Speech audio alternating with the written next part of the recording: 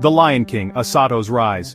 The sun blazed, drums pounded. Azaria welcomed its new king, Asato. He was young, strong, a warrior. His father, King Jabari, had fallen in battle, defending their land from invaders. Asato, though young, was fearless. He led their army to victory. He earned the respect of his people. Asato ascended the throne. He was a vision of strength adorned in vibrant kente cloth and gold. His eyes shone with wisdom. He spoke with the spirit of his ancestors. He promised prosperity, peace, and justice. The people roared their approval. Hope filled their hearts. Asato's early reign was marked by wisdom. He established trade with neighboring kingdoms. He invited scholars to his court. The kingdom flourished under his guidance. He married a woman known for her kindness, Abeni. She bore him a son, Prince Chinua. The kingdom celebrated. They believed their future was secure. Asato, a man of the people, traveled across his lands. He listened to their concerns. He resolved disputes. He ensured fairness in all matters. He built schools and libraries. He encouraged learning and the arts. His name was sung by mothers to their children. He was a legend. Azaria thrived under Asato's rule. Its markets overflowed with goods from distant lands.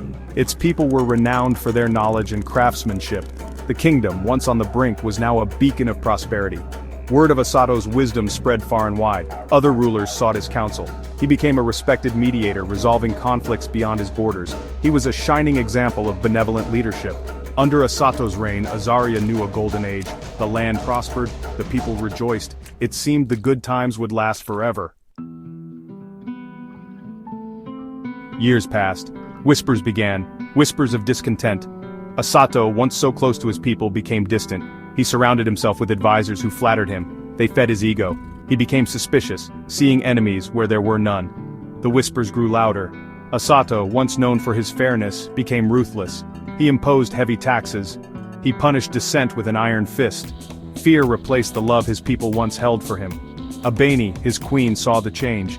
She pleaded with him to listen to his people. His son Chinua witnessed his father's cruelty. He questioned his actions. Asato refused to listen.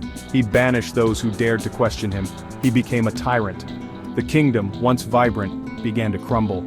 Fear choked the voices of the people. The once great Asato had become a shadow of his former self. The serpent of power had poisoned his heart. Section 4. The Kingdom Weeps, Asato's Reign of Terror. Azaria, once a paradise, descended into darkness. The markets fell silent. The laughter of children was replaced by whimpers of fear. Asato, consumed by paranoia, saw enemies everywhere.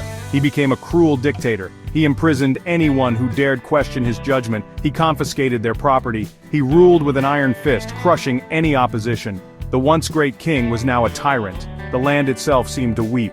Drought struck. Crops withered. Famine spread across the land. Yet Asato remained oblivious, lost in his web of paranoia and greed. The people of Azaria, their spirits broken, cried out to the ancestors. They prayed for deliverance from their once beloved king. They yearned for the days of peace and prosperity. Section 5. Dawn over Azaria, the Redemption. Word of Asato's tyranny reached Abeni. She confronted him. She reminded him of his oath. She spoke of his people's suffering. His heart, hardened by power, remained unmoved. Abeni, filled with sorrow, led her son, Chinua, away from the palace. She sought the wisdom of the village elders. They had seen the rise and fall of kings. They knew the ancient rituals.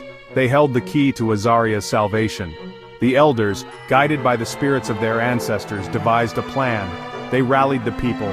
They reminded them of their strength. They called upon the spirit of Azaria. The people rose up.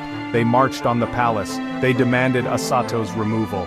Asato, faced with the wrath of his people, realized the depth of his folly.